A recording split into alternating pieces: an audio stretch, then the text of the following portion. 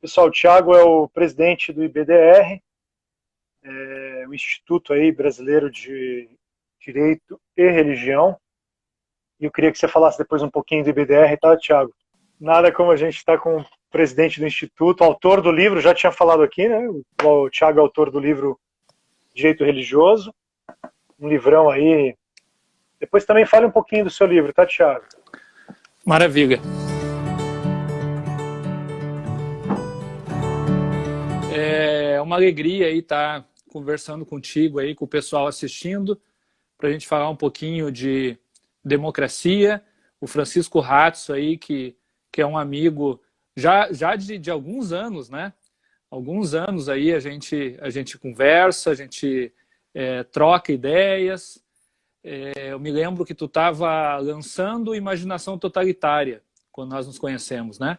Estava recém lançando o Imaginação Totalitária, então eu já aproveito para dizer que o Ratzo é autor de 2 livros. Para quem me segue aí, porventura, não conhece o Ratzo, tá? Ele é autor de 2 obras excelentes. Imaginação Totalitária, que é uma obra que fala sobre os perigos de você depositar esperança na política, tá? E Contra o Aborto, que é um best-seller, já está na 4ª edição, né? Ou 5ª? Isso, na 4ª edição.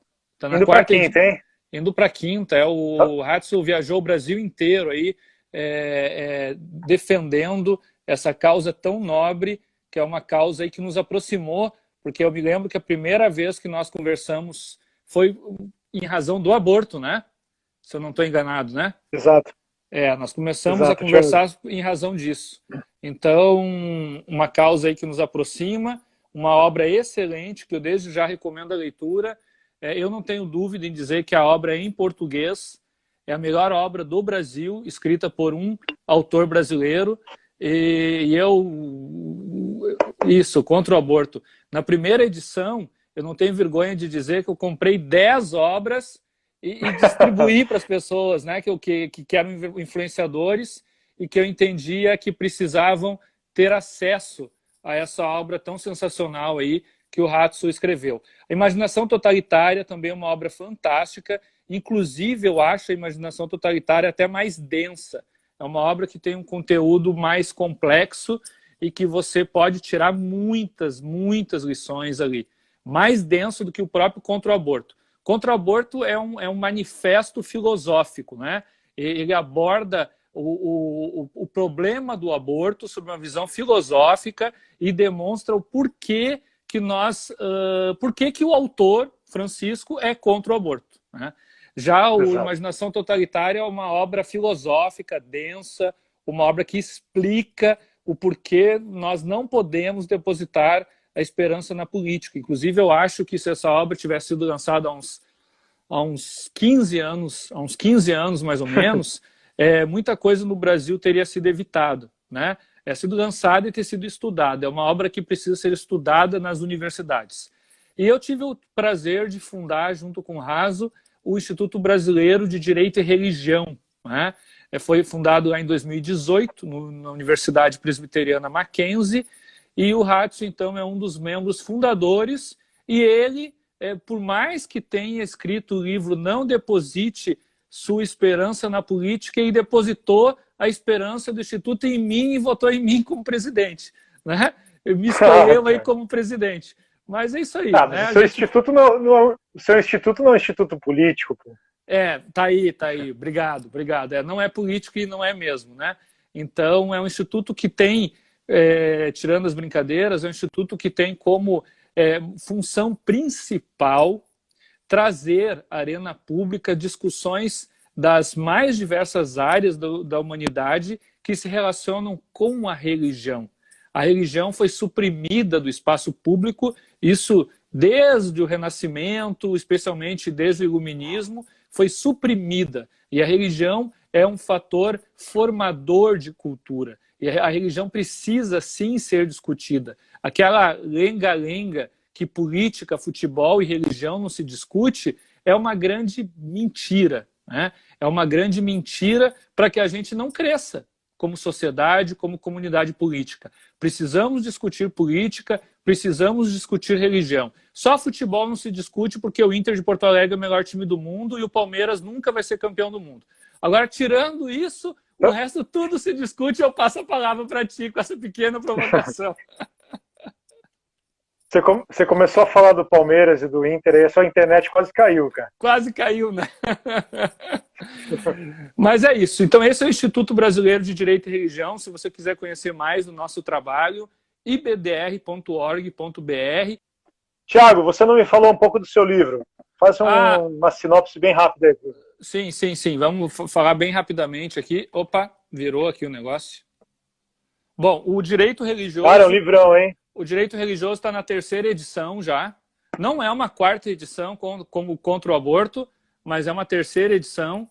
Tá? O Hatzel, ele faz o endosso da obra desde a 1ª edição, com prefácio do professor Ives Gandra, com pós-fácio do Marcos Boeira, professor Frank também fez um prefácio.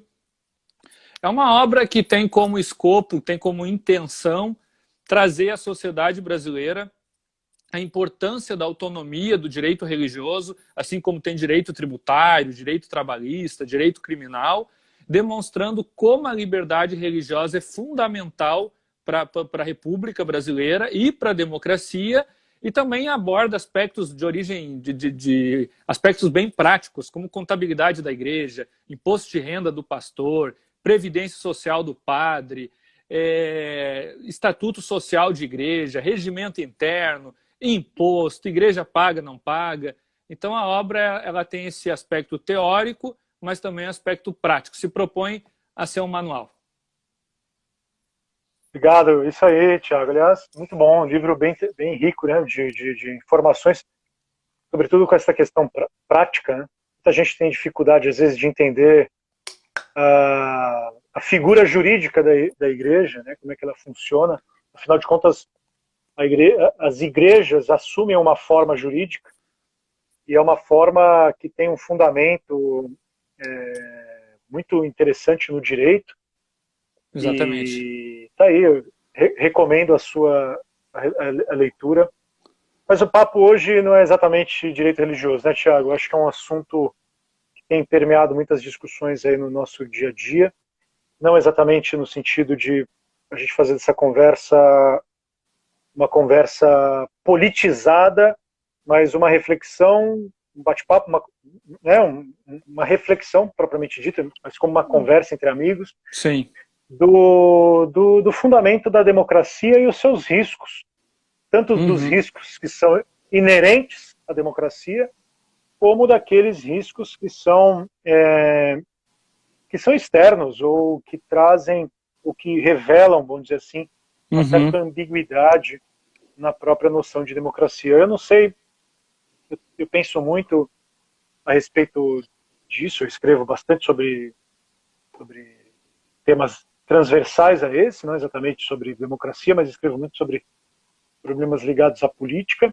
E eu sou muito ligado, eu gosto muito, assim, me interesso muito, viu, Thiago, quem está nos ouvindo, pela natureza semântica dos termos e como a gente tem na natureza semântica, ou seja, como se dá na semântica, ou seja, na investigação do significado dos termos, a revelação daquilo que também se torna uma prática, né? Quer dizer, como eu atribuo um sentido a determinados termos e como a partir deste sentido a minha linguagem se transforma também numa atitude no mundo. E a democracia, a gente sabe, e não é uma palavra que tem um único sentido, é uma palavra que tem muitos significados e é uma palavra que implícita, né, faz parte da sua própria estrutura etimológica. Ela é constituída pela palavra demos e palavra cracia, aí, de kratos, no grego poder. A gente tem que tomar um cuidado muito grande ao investigar a estrutura etimológica de um termo, porque podemos cair naquele risco de buscar na origem genética do significado o sentido que a palavra tem e ela opera nas instituições ou na própria sociedade. E quando a gente fala que a democracia é o poder do povo, na verdade isso pode causar muitas confusões e gerar extremos conflitos, não só mais semântico, mas propriamente político, o que é justamente o problemático, já que uma pessoa pode se arrogar, se autodeterminar como um defensor da democracia, mas no fundo está aí submetendo os outros à sua tirania. E eu sempre começo uma discussão desse tipo, ou seja, uma discussão que investiga a estrutura semântica do termo e os seus desdobramentos históricos, a partir da análise propriamente da ideia de povo.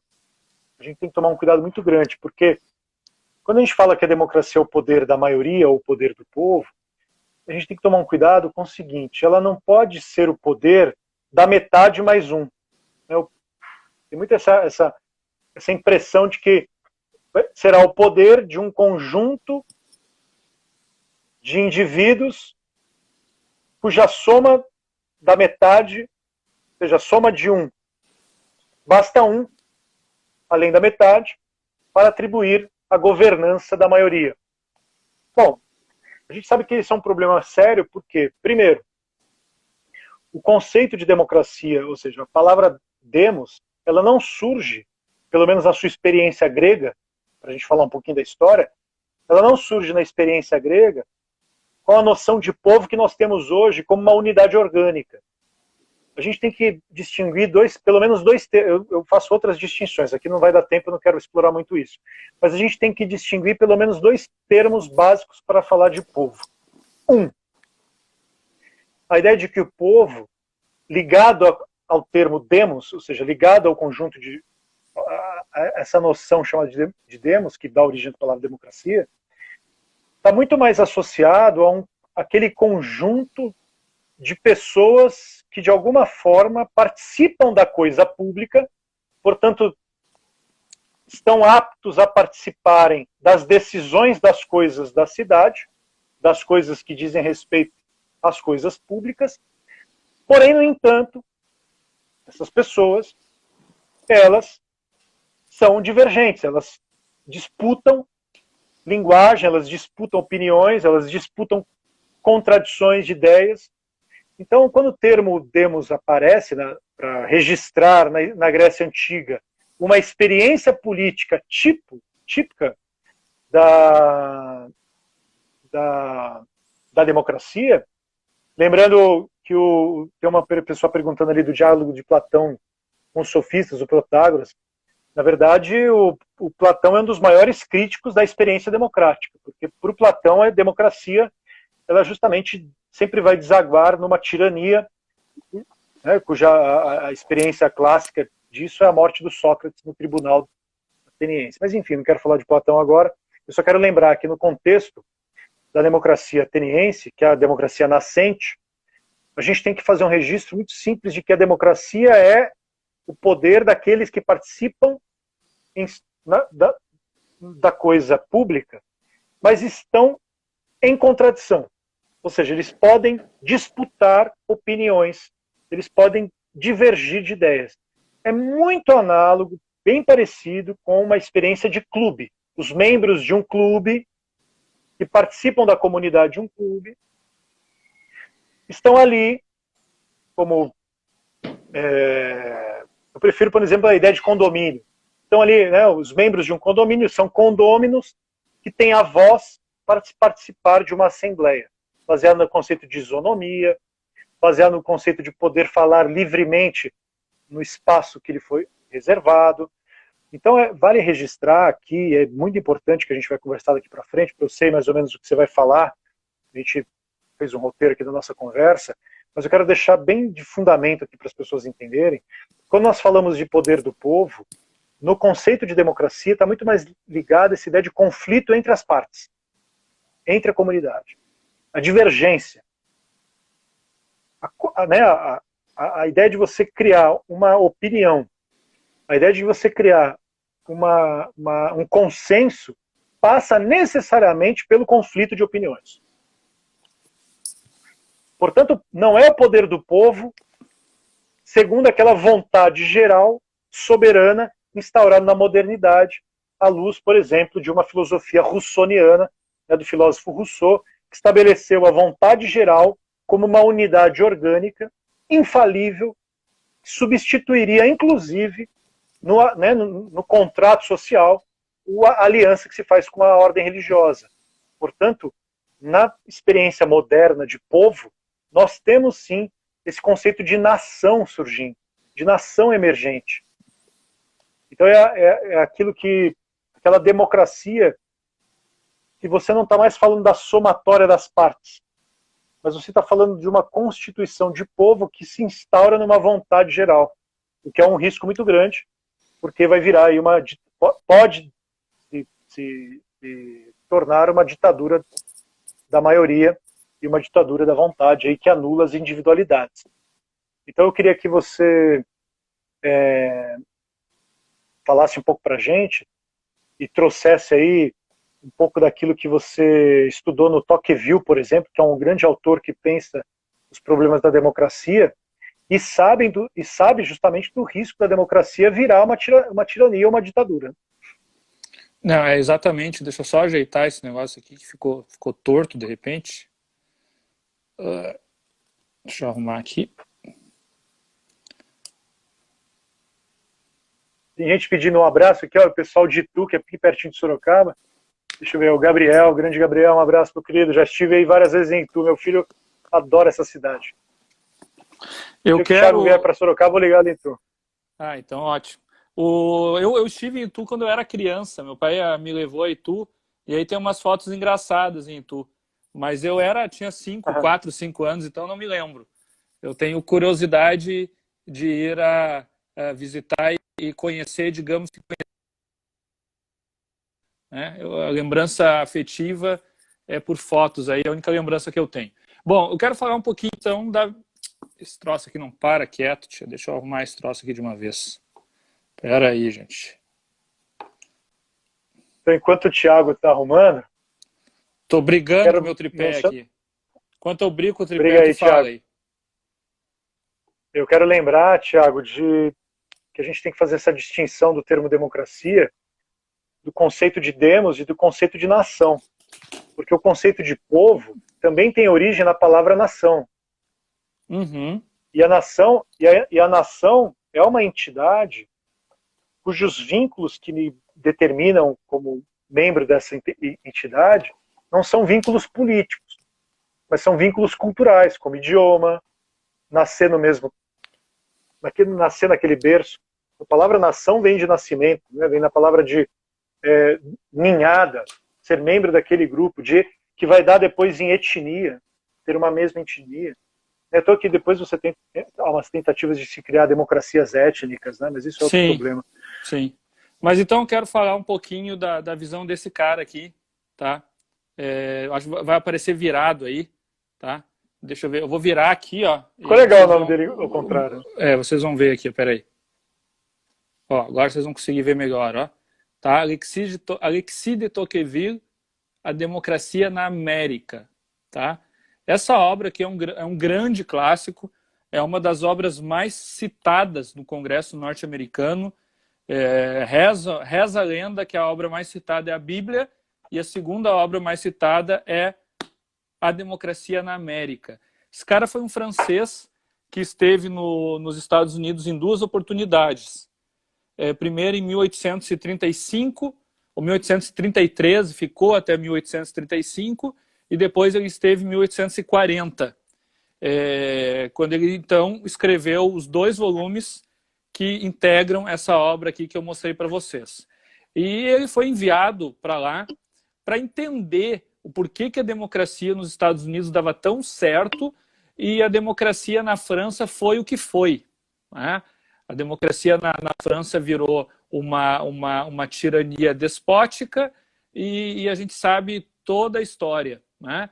Então a França estava no meio de uma crise fenomenal em razão da democracia, e esse francês foi lá e entendeu por que nos Estados Unidos não tinha crise nenhuma e os Estados Unidos, que era uma nação recente, né? Uma nação que tinha 50 anos, 60 anos, estava dando tão certo, já se despontava como uma das maiores nações do mundo. Então esse francês foi lá e ficou maravilhado com o que viu, né? Esse livro, ele é um livro que tem alguns arremedos Deixa eu só comentar uma jurídicos. coisa. Pode falar. Desculpa, Thiago, deixa eu só lembrar do assunto.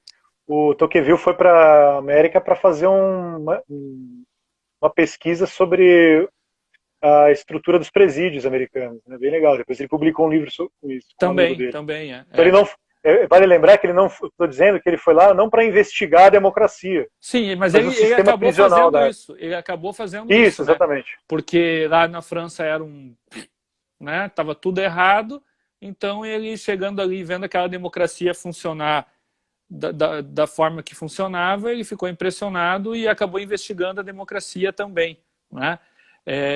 E aí surge esse livro fenomenal, que eu recomendo avidamente a leitura dele, e ele é um livro que tem diversas abordagens, traz vários conceitos, ele constrói tipos ideais, né? Quem é mais próximo da filosofia pode lembrar que Max Weber fazia isso, né? Fez isso de construir tipos ideais. Então ele constrói tipos ideais de democracia e demonstra ali o funcionamento nos Estados Unidos, o porquê que nos Estados Unidos os tipos ideais poderiam então funcionar. Ele não diz que a democracia nos Estados Unidos é ideal, mas ele diz que a democracia nos Estados Unidos tem condições para se tornar uma democracia ideal. É essa conclusão que ele chega, lembrando sob a ótica de alguém que está vivendo no século XIX, né? Com as condições do século XIX. E ele diz que a base de uma democracia é a necessidade da igualdade e da liberdade andarem juntas, né? Terem eficácia, serem exercidas de forma concomitante. Uma democracia precisa prezar pela liberdade e pela igualdade. E aí ele diz, só desligar aqui o meu WhatsApp aqui. Aí o que ele faz? Ele diz que a democracia, então, consiste na igualdade de condições. É necessário você ter uma igualdade de condições entre os indivíduos, legal, então isso é uma igualdade formal, ou seja, a lei precisa dispor que os indivíduos são iguais, mas não apenas, então, somente a lei, mas também aspectos sociais, políticos e econômicos. E aqui nos sociais, aspectos culturais, na verdade.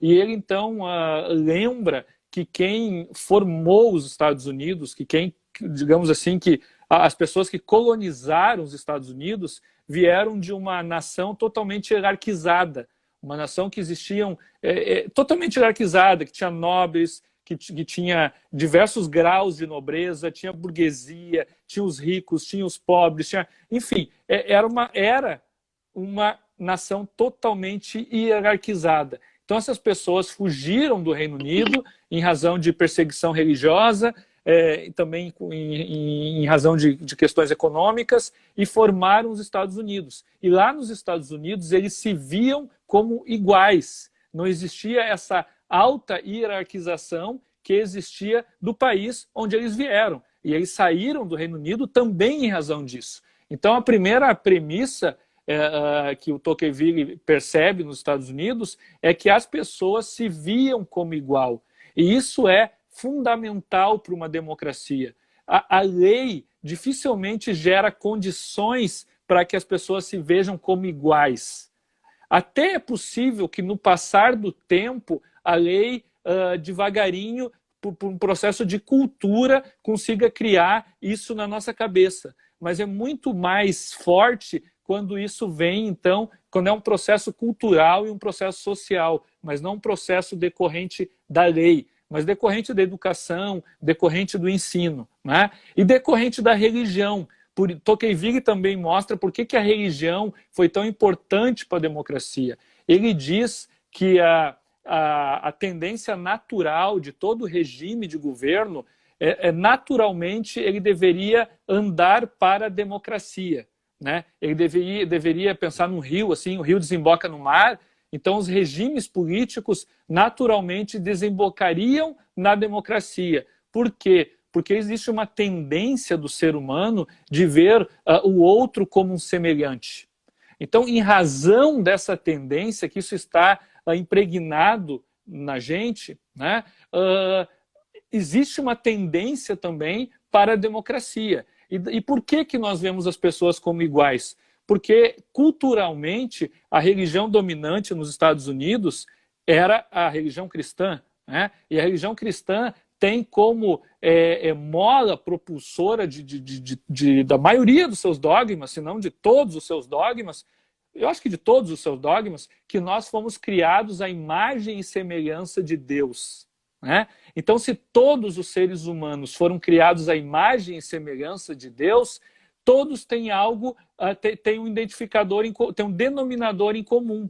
Qual é o denominador em comum? Essa semelhança ao Criador. Em razão disso, então, eu reconheço no Francisco Ratzo um igual a mim. E isso é importantíssimo, então, para que essa igualdade de condições aconteça e para que aí nós tenhamos o que o Tocqueville chama de fato gerador de igualdade, né? Então, esse fato gerador de igualdade é exatamente isso que eu disse, né? Essa necessidade, essa importância da gente se reconhecer como iguais. E aí tem um fator muito interessante que Tocqueville fala, que para uma democracia realmente ela acontecer, né? Ela ser uma democracia boa, uma democracia que ele chama de tipo de democracia liberal, né? Esse é o nome que Tocqueville dá, então, para uma democracia boa. É preciso que aconteça duas coisas. Primeira coisa, ação política. E aí tem tudo a ver com o que o Ratzo disse agora há pouco com relação a povo, né? E a questão de discussão. Então, é imprescindível para uma democracia que exista participação das pessoas na política.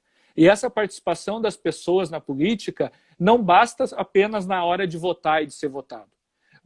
Participação popular na política é o que a nossa Constituição elege como um dos seus fundamentos, né? Tá lá depois eu vou falar mais da Constituição, mas está lá nos seus fundamentos: cidadania. Cidadania ativa. Então, isso é ação política, participação política, participação do povo na política. É cidadania. E como é que você exerce cidadania? Você exerce cidadania por meio de associações, né? Por meio de organizações não governamentais, por meio... Isso nos Estados Unidos é cheio, né? Discussão nessas associações, o que é melhor para a minha rua. Existe uma associação, gente, para a rua. O que é melhor para a minha rua? O que é melhor para o meu bairro? O que é melhor para a minha cidade? Então, por meio de associações, por meio de partidos políticos, existe uma lenda da mídia que só existe 2 partidos nos Estados Unidos. Não, existe assim, ó, eu não sei se centenas, mas dezenas de partidos políticos nos Estados Unidos.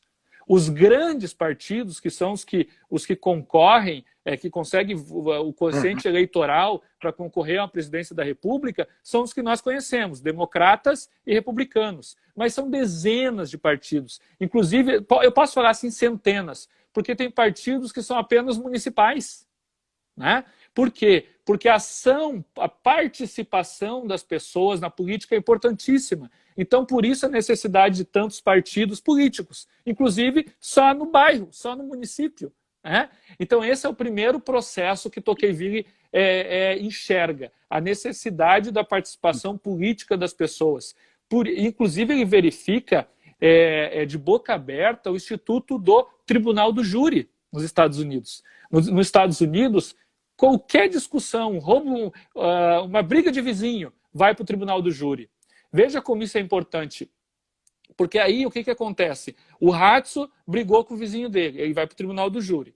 E aí tem os jurados lá julgando o Ratzo. Os jurados vão fazer o papel deles da melhor forma possível, porque amanhã esses jurados podem estar no banco dos réus.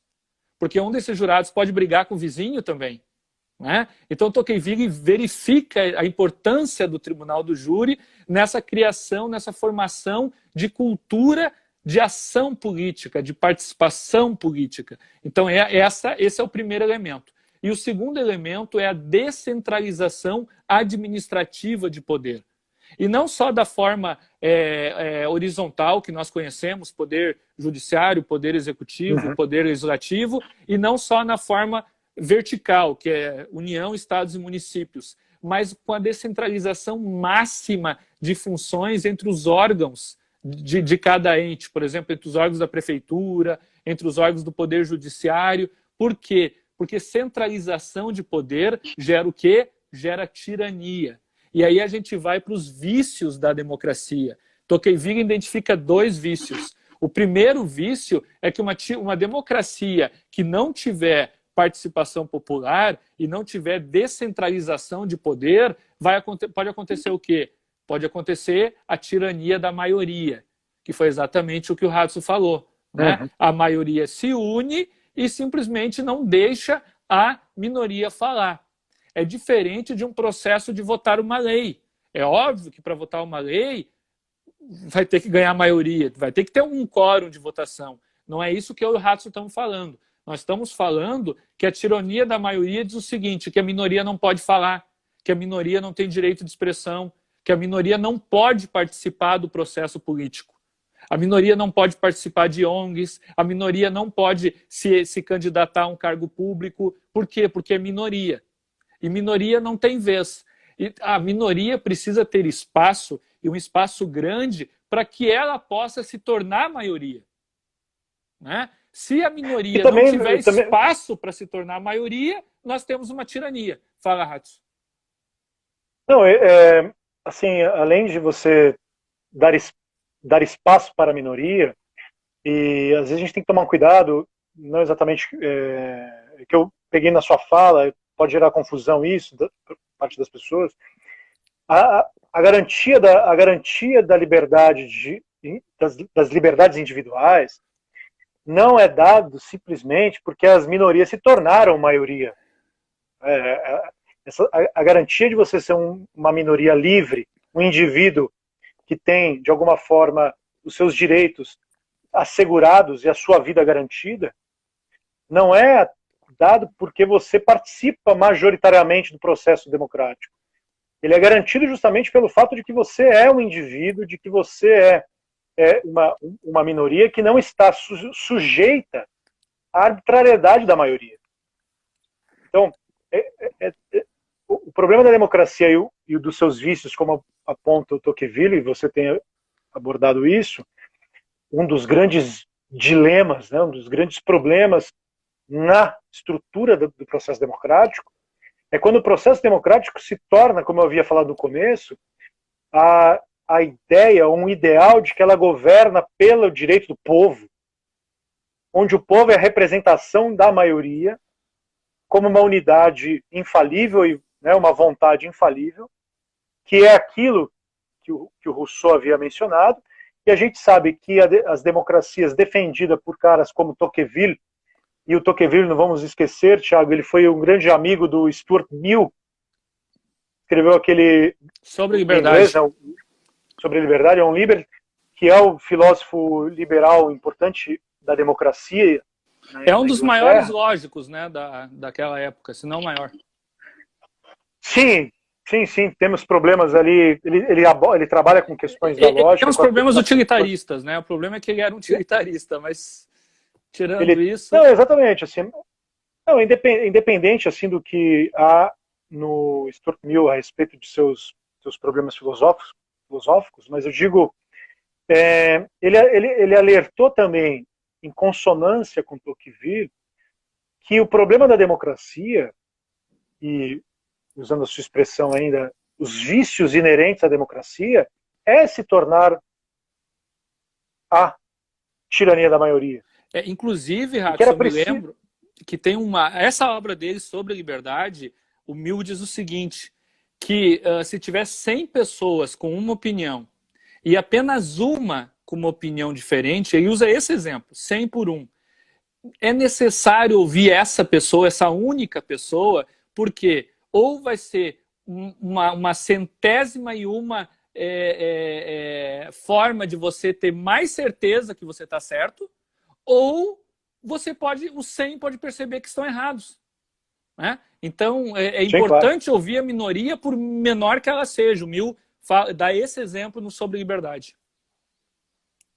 Não, e eu acho isso bem importante a gente discutir isso, porque tem muita gente que tem tratado, não é isso só hoje, de longa data, tem entendido a democracia como uma expressão da vontade geral do povo, fundamentando o processo democrático na percepção de que você é membro de uma comunidade nacional gerada por um ideal histórico de nação, e que não é bem que não é bem isso que, né, que um processo de democracias liberais, a gente está chamando de democracia liberal aqui, essa que se fundamenta nas observações de Tocqueville e Stuart Mill, por exemplo, a gente mantém nossos exemplos, que é justamente proteger ou dar garantias aos indivíduos e às pessoas na sua individualidade contra a arbitrariedade soberana,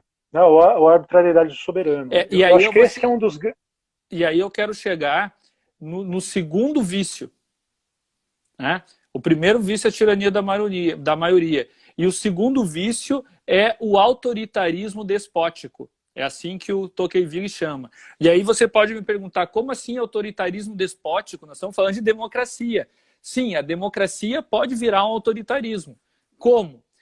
Lembre, é fundamental que o indivíduo, que a pessoa tenha as suas liberdades preservadas, que tenha as suas liberdades preservadas e que ele possa exercer as suas liberdades de forma plena. Mas aí, digamos assim, bom, então eu tenho liberdade.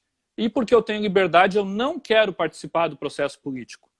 Eu não quero participar na esfera pública. Eu quero cuidar só do meu. E o teu que se dane. Se todo mundo pensar assim, nós vamos ter uma lacuna no espaço da coletividade. Nós vamos ter uma lacuna em todas aquelas questões que não são de razão privada, mas são de razões públicas, que são muitas, e são questões que nós, como pessoas, precisamos nos organizar e discutir sobre elas. Não é? Se a gente não fazer isso, o Estado vai fazer. Porque, primeiro, esse espaço não vai ficar desocupado, esse espaço não vai ficar vazio. Alguém vai ocupar esse espaço. E quem ocupa esse espaço é o Estado, porque o Estado tem sede de ocupar espaços. Né? O Estado tem fome por espaços. Então, na medida em que nós temos um individualismo exacerbado, exagerado, que a gente não tem participação popular, que nós não temos ação política na questão de expressão pública, que a gente não participa do processo político, e, de novo, não é votar ou ser votado, é participar no condomínio, é participar nas ações de bairro, é conversar de política no boteco, quando estiver jogando sinuca, falar sobre os políticos, é discutir política. Né? Se a gente não discute política e se a gente não age, não participa, o Estado vai impor. E aí o Estado vai entrar, inclusive, no nosso espaço privado. O Estado vai ditar o que fazer no espaço público e qual vai ser o próximo passo? Ditar o que o raso tem que fazer dentro da casa dele. Esse é o processo.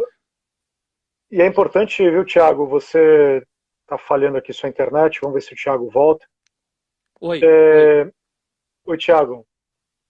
Caiu exatamente onde você falava dessa distinção, ou pelo menos deixava implícita uma distinção entre o espaço público e o espaço privado. Exatamente. Acho que é muito importante a gente discutir essa distinção, porque a gente tem que entender, para mim, aqui dois conceitos fundamentais. Primeiro, quando a gente fala de participação política, a gente não está falando necessariamente na participação numa instituição de poder, tal como a modernidade nos legou o Estado como esta instituição. Então, foi o que eu disse. Não é a instituição do Estado.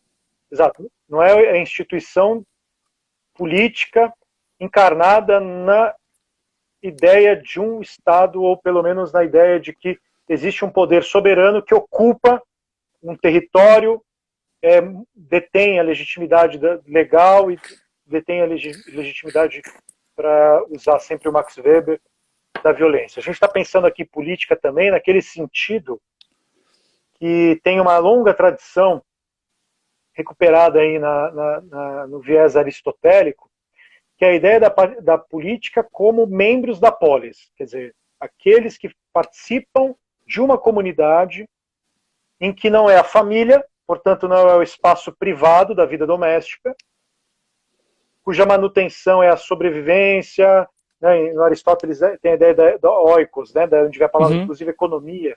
Né? Eu cuido do cuidado da minha vida doméstica, que é o espaço privado, mas ele vai dizer que o ser humano é naturalmente aquele que se realiza na vida comunitária, na vida da polis. E a polis aqui não é a instituição do poder político do Estado. A polis aqui é o fato de que eu me entendo como membro de uma comunidade, e essa comunidade ela é constituinte da minha própria vida, né, daquilo que eu sou enquanto cidadão, ou seja, como que eu me realizo.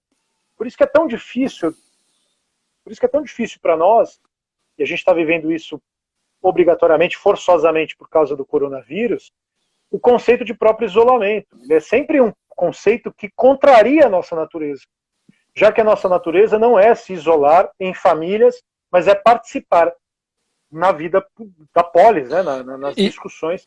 E isso é tão interessante. Desculpa, termina. Só para terminar, Thiago? Termina. Naquilo que depois a filosofia política moderna vai chamar de sociedade civil. Né? Então, assim, o que eu estou chamando de comunidade política aqui não é a comunidade dos políticos no poder. A comunidade política, tu está falando no sentido que Jacques Maritain dá para a comunidade política, né? Que são todas as instituições, o teatro de todas as instituições. É interessante aqui a gente lembrar de uma coisa, né? Quando a gente fala em partido político, dá aquela ideia do Brasil, né? PDT, PSDB, Democratas, PT, que são partidos nacionais. Então, você entra numa estrutura de um partido desse e a discussão sempre vai ser quem vai se eleger, qual vai ser o candidato e etc. Lá nos Estados Unidos, a ideia de partidos políticos também é diferente. Tanto que existem os partidos políticos municipais, né? E nesses partidos políticos municipais se discutem as coisas da polis, como se pensando assim naquela ideia grega, né? De se reunir lá no Areópago para discutir as coisas da polis. Então, o partido político nos Estados Unidos, quando a gente está falando dos partidos regionais, dos partidos locais, tem também essa função, né? Essa função das pessoas se assentarem e discutirem a cidade. Tanto é que, por exemplo, se a gente for para o judiciário nos Estados Unidos, um juiz é eleito. Né? Existe um processo político para se escolher um juiz. Existe um processo político para se escolher o xerife. O xerife é a ideia de delegado. Né? Então veja como para os Estados Unidos a participação política é fundamental. Todas as instituições dos Estados Unidos elas são criadas pensando na participação política de todas. E participação política bem nessa ideia de que as pessoas precisam discutir a polis fora da família. Né? Se discute dentro, mas se discute fora. Então essa ideia é a ideia que o Tocqueville dá, mas quando as pessoas... Esse é o tipo ideal de Tocqueville. Mas quando as pessoas começam a não querer mais participar então desse processo que o Ratio falou, de discutir a cidade, de discutir o que fazer na minha rua, de discutir situações micro e até macro, e se isolam no seu egoísmo, o Estado vai fazer isso. E quando o Estado fizer isso, ele vai também discutir sobre as suas liberdades. E ele vai fazer, como aconteceu aqui em Porto Alegre, que o nosso imperador Nelson César Marquesan Júnior simplesmente legislou que numa peça de 4 metros quadrados não pode ter 2 pessoas dentro da minha casa. Então o Nelson César Marquesan disse que eu não posso dar banho na minha filha, porque o meu banheiro tem 4 metros quadrados. Né? Então invadiu até mesmo o espaço da minha casa. Está lá na lei, está lá no decreto-lei. Então, veja, no momento que a gente não discute, que a gente não, peraí, isolamento social, ok, mas em que termos? Como é que funciona o isolamento social? Por que isolamento social? É necessário? Como funciona? Quais foram os outros exemplos? Como está na outra capital? Por que lá em São Paulo não tem e aqui tem? Por que aqui não tem e lá tem? As pessoas precisam discutir isso, né? Precisa de participação política Não foi feito, Radisson. Aqui em Porto Alegre, todo mundo fez assim, amém. Para você ter uma ideia, eu participava, no passado, de um grupo de WhatsApp que o nome era Ordem e Liberdade, que é um grupo para se criar começar um processo de discussão política no OAB do Rio Grande do Sul, né? Que o OAB do Rio Grande do Sul aqui é sempre o mesmo grupo que vence. Então eu comecei a participar desse grupo. O nome do grupo, Liberdade.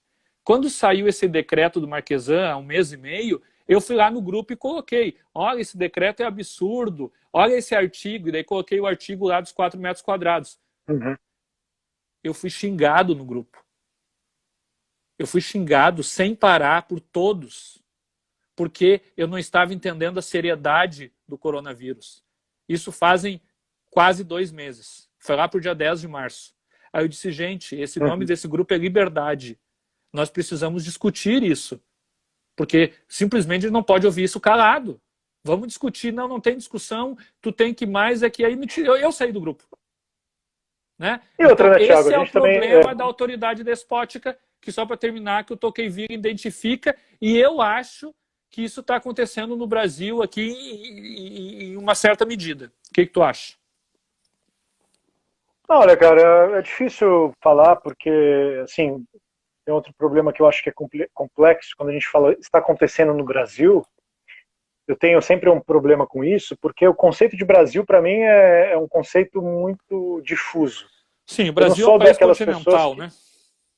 Eu não sou daquelas pessoas que aceitam o termo Brasil com facilidade. E eu já tive a oportunidade de viajar em conta em virtude da publicação dos meus livros, de norte a sul, inclusive quando eu estive em Porto Alegre, fui logo em seguida para Belém, do Pará, e entre outros estados. A primeira percepção que você tem quando se fala em Brasil é que nós não temos uma unidade orgânica de nação. Sem contar a ideia de unidade política, que é muito mais complexa do que nós imaginamos e do que representa Brasília. E nós só somos uma nação, só somos um país único por causa de Dom Pedro II, porque senão seriam vários republiquetas também. Pois é, que não seria um grande problema para mim. Assim, não acho a ideia tão ruim, não.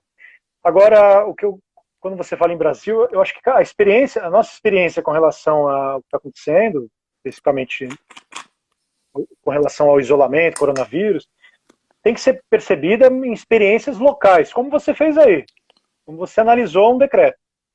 Porque, por exemplo, aqui em Sorocaba, me parece as coisas estão indo muito bem, assim, eu não vejo grandes problemas, e há uma abertura de discussão muito grande. Embora o governo de São Paulo pode ter tido algumas atitudes que exorbitassem ali a sua função, a sua prerrogativa de governador, que é discutível, mas me parece ter feito assumido um bom papel, inclusive e aí é o epicentro, né? Exatamente, que é o epicentro. Então você tem uma experiência específica, sui generis, que precisa ser dimensionalizada e com cuidado da não interferência da União. Né?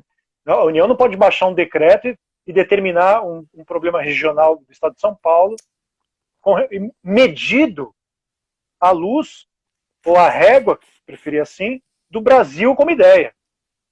A gente não tem que ter o Brasil como ideia, a gente tem que ter o Brasil como experiência local de cada um de nós. Então, eu teria um cuidado para falar disso que você me perguntou, assim, como a ideia gerais, do Brasil. Né? Eu concordo. Em termos gerais. Porque isso, se eu falasse assim, contrariaria o que você trouxe do Tocqueville, Sim. que fala da experiência americana descentralizada, como uma experiência genuinamente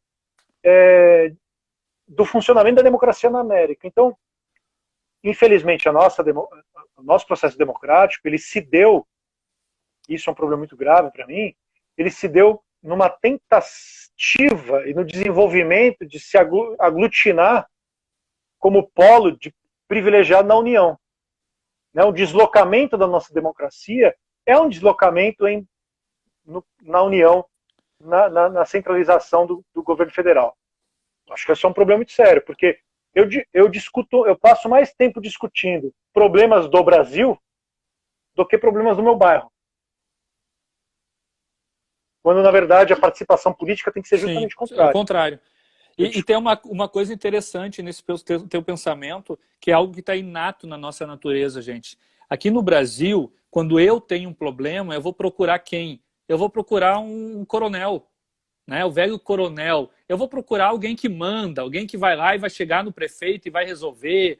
Sabe? Nós temos essa tendência de buscar o tirano, de buscar a autoridade. Nos Estados Unidos, quando as pessoas têm um problema, e isso eu estive lá, eu vi isso acontecer, o que as pessoas fazem? As pessoas procuram a associação. As pessoas vão na associação, as pessoas vão discutir o problema no bairro. Se não tem uma associação, elas criam um corpo político, e político nesse sentido que o Raso está colocando, elas criam um corpo político e aí elas vão lá no prefeito. Aí elas vão com 300, 500, 5 mil pessoas. Sim, e aí existe participação popular, existe força, né? E não autoritarismo despótico. E um processo, Thiago, nosso horário está já vai encerrar aqui a nossa live, temos uns minutos. E tem um processo que a gente tem que, inclusive, conversar num outro tópico, para não estender demais, que eu gosto muito, que é a diferença do processo jurídico e legislativo. Porque você tem um processo de criação de leis lá nos Estados Unidos, não só nos Estados Unidos, né? No direito inglês também é assim, que é você dar uma ênfase às decisões judiciais. Então você cria um direito a partir das decisões e da magistratura, né? Como que o direito vai sendo criado a partir de um processo distinto do legislativo. Aqui não, né? Nós temos o processo de o legislador cria a lei e o juiz tem que cumprir a lei. Enquanto que você tem um processo de criação do common law, né? Na ideia de que as leis são criadas. É o que eles chamam de statutes, né? Statutes. Exato. Que é o processo de decisão judicial, vai criando a base da experiência do direito, né? Quer dizer, aquilo que nós chamamos hoje de... Aqui no Brasil a gente usa esse termo. Leading case. Isso, né? Leading case, né? O caso líder. É o leading case, o leading case, né? O caso líder, que a gente chama de súmula. Sim. Né? Então, Thiago, eu acho que são tópicos importantes para se discutir, mas, cara, o avanço do horário aqui, ó, eu não gosto de fazer lives a mais de uma hora, não sei você. Eu acho que a gente vai fazer vamos fazer uma segunda parte aí, e até é bom lembrar, né, por exemplo, o caso Roe versus Wade, né? O caso Roe versus Wade abriu a questão do aborto nos Estados Unidos, e a partir do caso Roe versus Wade, várias leis foram criadas regulando o aborto nos diversos estados que compõem os Estados Unidos da América. Não existia lei antes, teve o caso, a Suprema Corte julgou, e a partir daí as leis foram feitas. Esse é o processo que o Hudson está falando, né? Mas o tempo passou muito rápido, né, Tchê? Já deu uma hora. Pois é, Thiago. Foi muito rápido. Uma hora. Eu não gosto de fazer lives mais do que uma hora, porque eu acho que cansa muito. E prefiro a gente fazer outro dia, sabe? Vamos fazer uma segunda parte aí semana que vem, ou depois, para a gente conversar mais. Eu acho que o assunto foi muito bacana. Eu vi aqui que o número de pessoas não baixou, acho que está todo mundo junto com a gente aí desde o começo, né? Então, muito agradecer aí o pessoal que ficou conosco. Quem quiser comprar o Direito Religioso, consegue achar lá no direitoreligioso.com.br. Quem quiser conhecer um pouquinho mais de Direito Religioso, nós também lançamos um curso de Direito Religioso aí em parceria com a Fundação de Apoio da Universidade Luterana do Brasil, um curso de 240 horas. Comigo tem 20%, na minha mão tem 20% de desconto. Cara, eu agradeço muito aí a você e agradeço o pessoal que nos acompanhou